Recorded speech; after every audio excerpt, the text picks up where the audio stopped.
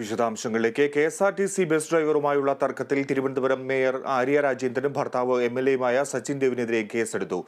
കോടതി നിർദ്ദേശപ്രകാരമാണ് cantonment police നടപടി. വിവരങ്ങളുമായി വിഷ്ണു കരുണാകരൻ ചേർന്നു. വിഷ്ണു, കോടതി ഇടപെട്ടിരിക്കുന്നു. കേസെടുക്കാൻ നടപടി. എന്താണ് തീരുമാനം?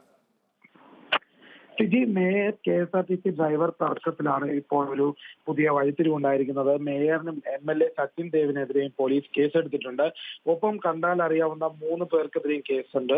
ആകെ 5 പേർക്കെതിരെയാണ് കന്റോൺമെന്റ് പോലീസ് കേസെടുത്തിരിക്കുന്നത്. കോടതി നിർദ്ദേശത്തിന് പിന്നാലെയാണ് കേസെടുക്കാൻ തീരുമാനം. ഏതായാലും കാർ കുറുകെയിട്ടതിനും ഗതാഗതം തടസ്സപ്പെടുത്തിയതിനുമാണ് കേസ്. വാഹനം ബസ്സിനെ തടയുന്ന ഒരു സാഹചര്യം ഉള്ളതായി തെളിവുണ്ട്. അതിന്റെ അടിസ്ഥാനത്തിൽ ഡ്രൈവർ യദുവിന്റെ അഭിഭാഷകനാണ് കേസ് നൽകിയത്. ഈ കേസ് പരിഗണിക്കണം എന്നാണ് കോടതി നിർദ്ദേശിച്ചത്. തിരുവനന്തപുരം മജിസ്ട്രേറ്റ് കോടതിയാണ് ഇക്കാര്യത്തിൽ നിർദ്ദേശം നൽകിയിരുന്നത്. ഔദ്യോഗിക കൃത്യനിർവഹണം തടസ്സപ്പെടുത്തിയതിന് പരാതി നൽകിയിട്ടുണ്ട്. ഹർജി പരിഗണിക്കുന്നതിന് മുമ്പ് തന്നെ കേസെടുക്കണമെന്ന് നിർദ്ദേശമുണ്ടായിരുന്നു. ഇതിന്റെ അടിസ്ഥാനത്തിലാണ് ഇപ്പോൾ പോലീസ് കേസെടുത്തിരിക്കുന്നത്. കന്റോൺമെന്റ് പോലീസ് തന്നെയാണ് ഈ യദുവിന്റെ പരാതിയിൽ കേസെടുത്തിരിക്കുന്നത്. Case mayor Arya Rajendran, MLA Sachin Dev, കണ്ടാലറിയുന്ന മറ്റു 3 പേർ, അങ്ങനെ 5 പേരാണ് പ്രതികളായിട്ടുള്ളത്.